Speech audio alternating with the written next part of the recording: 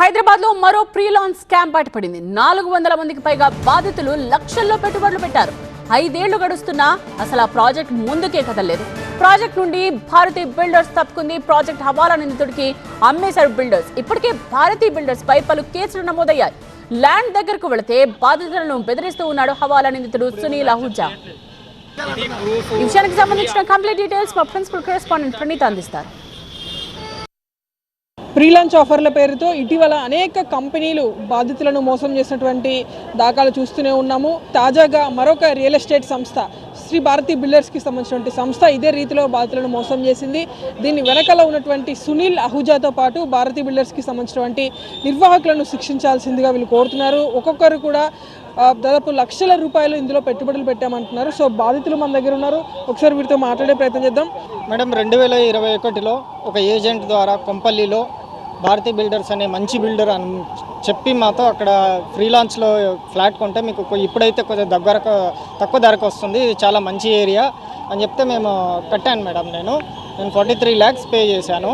ఫ్యూచర్లో అంటే అప్పటికి ఇంకా ఇప్పటికంటే 4 years బ్యాక్ మా పిల్లల చదువులకి పనికొస్తాయని చెప్పేసి ఉద్దేశంతో నేను కట్టుకున్నాను. 6 నెలలు అయినా ఏం కన్స్ట్రక్షన్ జరగలేదు, సంవత్సరం అయినా ఏం కన్స్ట్రక్షన్ జరగలేదు.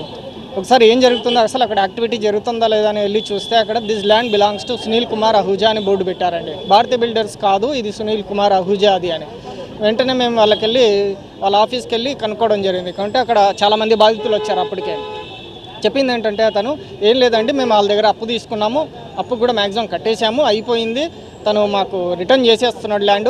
వన్స్ రిటర్న్ రాగానే మేము కన్స్ట్రక్షన్ స్టార్ట్ చేసేస్తాము, మీకు ఏదైతే 2.5 yearsలో మేము ఫ్లాట్ ఇస్తామన్నామో ఆ టైంకే ఇస్తాము అని చెప్పడం జరిగింది. కానీ ఎన్నిసార్లు అడిగినా కానీ అదో ల్యాండ్ ఇంకా రాలేదు, రిజిస్ట్రేషన్ మా పేరు మీద కాలేదు, అవ్వగానే కన్స్ట్రక్షన్ ఇలా దాటేస్తూ వస్తున్నారండి.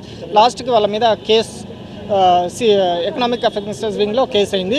సో వాళ్ళు లోపలికి వెళ్ళారు, జైలుకి వెళ్ళారు, బెయిల్ తీసుకొని బయటకు వచ్చారు. అప్పటి నుంచి ఏం జరగట్లేదండి. ల్యాండ్ మాది కాదంటున్నారు. బిల్డర్ ఏమో నేను అదిగో చేసేస్తాను, మీరు వరీ అవ్వద్దు అంటారు.